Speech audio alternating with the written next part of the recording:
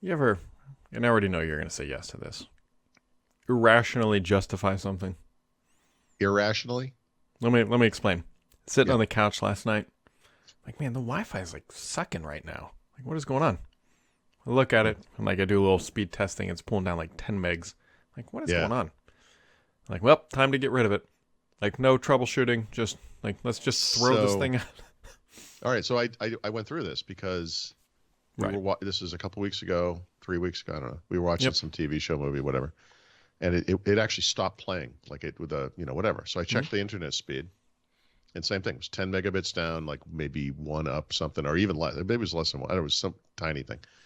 So I actually called our internet provider, who I've been kind of on a short stick with a little bit lately because they're overcharging us again, and I can't stand this company. And they had me reset the router, blah blah blah, whatever. It didn't really do much. The thing is, like the next day, I was like, oh, maybe I should just unplug my Google Wi-Fi thing, and I did that, plugged it back, and it was fine. Now, to be fair, I have since replaced it, and it's much better. And I Mm-hmm. think the connectivity problems I've been having might have been because of Google Wi-Fi, which is 5 years old and whatever. So rationally, I waited till I could get the best price. I tried to do the right thing there, but I did replace it. So I've been through what you're describing. Yeah, but see, the difference was I just went into the app, reset the router, and then now it's fine. And I Yeah. was back Well, to well, there you go. Right, right.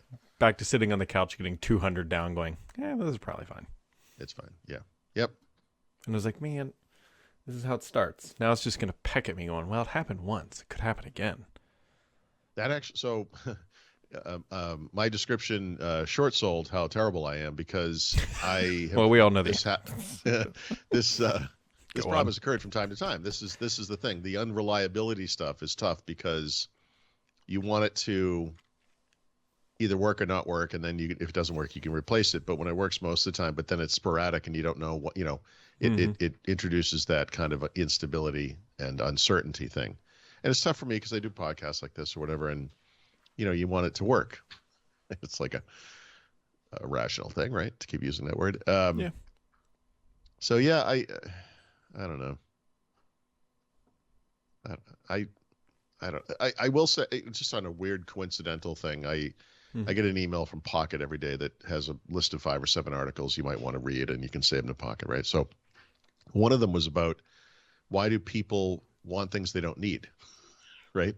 And Mm-hmm. actually, this is a human condition that is very much like that thing I've talked about a lot, where someone in some ancient man saw like something moving in the long grass and said, "Everybody run! It's a tiger," And it didn't matter if there was a tiger there or not. Like the people who thought like that were the ones that survived because every once in a while it was a tiger, and the Mm-hmm. people who were like, it's probably nothing, they all got wiped out. And then genetically, we're descended from the people who ran away, right? That's humans. But the desire to buy things, whether you're like literally have a shopping addiction, which people do, or you're one of those collector types, like you have to buy every single, like I can't just have 3 James Bond movies. I have to have all of them, that kind of thing, whatever it is, which I think we all suffer from to some degree, is actually the same type of thing because it's like a dopamine rush. Like, again, ancient man would be wandering into a new part of the forest and there's blueberries or something and like, oh my God, these are delicious. Like, I love this experience. I want to have this experience again. And it makes you seek out those things that make you happy or whatever it is. And we're genetically inclined to be that way. And and even if it's like you could spend $1,000 on a phone, and it doesn't make a difference in your life at all. But for one day or 2 days, or even during the buying process, you get that little, Mm-hmm. I keep calling it a dopamine rush. I think that's what it is. That's, and I think we all suffer from that to some degree. And it's tough when you're into tech because tech is really expensive, you know? Yeah, while you were But talking about going into the forest, I was thinking like, the old saying, the second mouse gets the cheese. The oh, the second man right, got to yeah, eat the cashews, sort of thing. right, right, right. Well, no, I mean, there's a risk reward thing, right? Mm-hmm. Obviously you have to find a balance there because, and again, prehistoric man or whatever, the risk was you were going to die. you know, the risk today is you're going to have credit card debt, which is Yeah. bad. Yep. Don't get me wrong. Stress. Um, Stress leads to heart attacks. Heart attacks lead to death. Hmm. We're all going to Yep. die, Paul. I thought what you were going to say is, well, I was telling the story about the man going to the forest. You ordered a new Wi-Fi Oh. router system,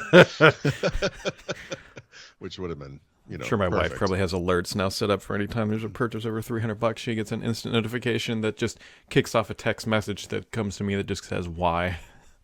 Yeah, I did. Had one of those conversations the other day, actually. She's like, "Is this thing the router? This $900 purchase?" And I'm like, "No, you know, it's Is something it a else." want or a need? Right. It's all wants, really, at this point, isn't it? Yeah, I mean, yeah. I don't know, except I've got cashews pulled up. I'm looking forward to my targeted ads being cashews. I couldn't remember if it was cashews or pecans that are poisonous until you cook them. Oh. Well, I hope it's well, you should never eat cashews anyway. Those aren't nuts. And then pecans, who eats pecans that aren't coated in sugar anyway? Pecan pie. Yeah, I think pecan pies. I don't know. Yeah, pecan pie is fantastic. It is.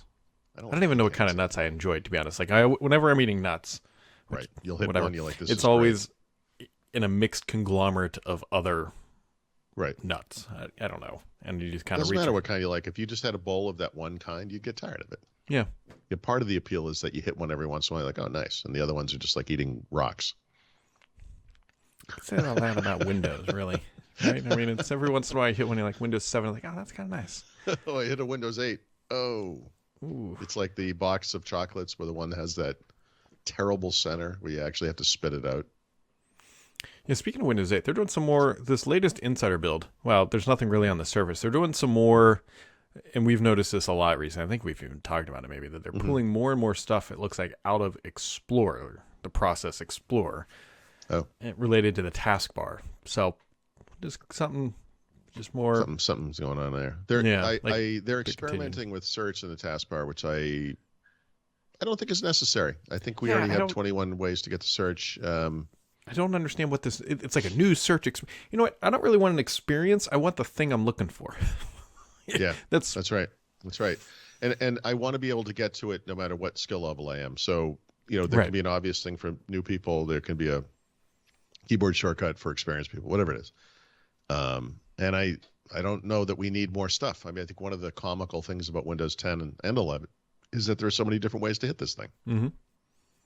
So this is what they're spending their time on. It's like, yeah, we've been looking at all the feedback, and for some reason we're focusing on this thing that we solved like 10 years ago. I don't know. Yeah. It's too bad. I don't know. We'll find out whenever, I guess. The thing is, and the more frustrating thing is, like, this Windows 12 thing? Is this a Windows 11 thing? Is this a 22H? This is what we do as enthusiasts, Brad. We always think this next one's going to, maybe this one will solve the problem. Maybe this will be the one where they get rid of all the legacy UIs. Maybe this is the one where they will make things consistent. I was just observing on this computer today. I'm running, 22.621.819, which is the most recent build if you're unstable, I'll call it. It's 22H2. Mm-hmm. It has the October/November update installed. And yet, when I right-click on the taskbar, I do not get Task Manager. It's not one of the settings. And on this computer, and not on all computers, when I enable the search button, which I don't because I don't need it, it's that pill-shaped thing that doesn't have a pop-up. And it's like a mouse over, right? So aside from like whatever work they're doing to think about the search experience, yada, yada, yada, Mm-hmm.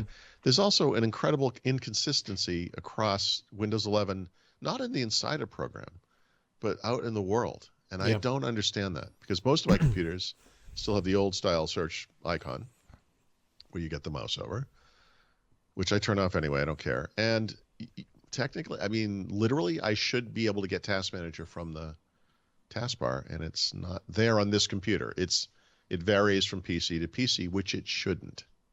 And as someone who has I don't want to belittle people of actual issues, but I'll call it like a borderline OCD problem or whatever.